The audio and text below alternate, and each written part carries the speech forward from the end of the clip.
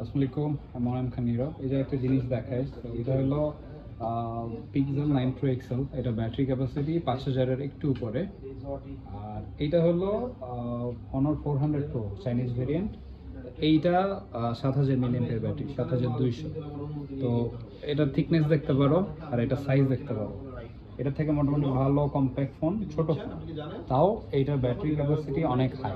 এটা হলো silicon carbon battery use করা হয়েছে এটার মধ্যে ফর দ্য ফার্স্ট টাইম। তো এই কারণে এই সেম ছোট জায়গার মধ্যে ব্যাটারি ক্যাপাসিটি হাই করা যায়। তো ফর্ম ফ্যাক্টর অনুযায়ী এটা কত মোটামুটি ভালো ছোট, এরপরও ব্যাটারি ক্যাপাসিটি এটার থেকে প্রায় দেড় গুণে বেশি হবে এই জিনিসটা।